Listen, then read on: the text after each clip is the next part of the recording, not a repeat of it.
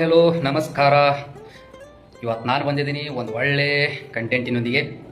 Inspectors ಅಂದ ತಕ್ಷಣ ಎಲ್ಲರ ತಲೆಯಲ್ಲಿ ಬರೋದು ಖಾಕಿ ಡ್ರೆಸ್ ಇರ್ತದೇನು ಅಂತ ನೋಡಿ. ಬೇರೆ ಬೇರೆ ಇಲಾಖೆಯಲ್ಲಿ ಯಾವ ಹೆಸರಿನಿಂದ ಕರೀತಾರೆ ಇನ್ಸ್ಪೆಕ್ಟರ್ಗಳು ಅಂತ ನೋಡೋದಾದರೆ, ಕಂದಾಯ ಇಲಾಖೆಯಲ್ಲಿ ರೆವಿನ್ಯೂ ಇನ್ಸ್ಪೆಕ್ಟರ್ ಅಂತ ಕರೀತಾರೆ, RIಗಳಿರ್ತಾರೆ.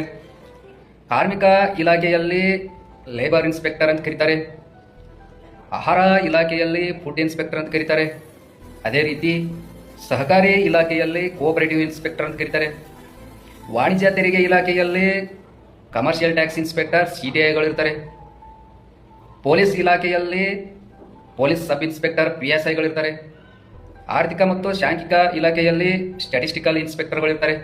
ನೋಡಿ, ಇವೆಲ್ಲ ಹುದ್ದೆಗಳು ಡಿಗ್ರಿ ಮೇಲಿರ್ತಕ್ಕಂತಹ ಹುದ್ದೆಗಳಾಗಿರ್ತವೆ, ಗ್ರೂಪ್ C ಹುದ್ದೆಗಳು.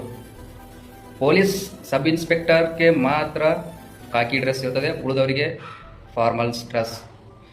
ಇವರುಗಳು ಆಫೀಸ್ ವರ್ಕ್ ಜೊತೆಗೆ ಫೀಲ್ಡ್ ವರ್ಕ್ ಕೂಡ ಮಾಡ್ತಾ ಇರ್ತಾರೆ. ಸೊ ಡಿಫ್ರೆನ್ಸ್ ಇಷ್ಟೇ.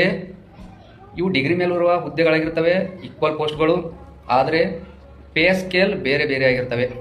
ಇಷ್ಟೇ ಡಿಫ್ರೆನ್ಸ್. ಸೊ ಇದು ಆಗಿತ್ತು ಇವತ್ತಿನ ವಿಡಿಯೋ. Thank you.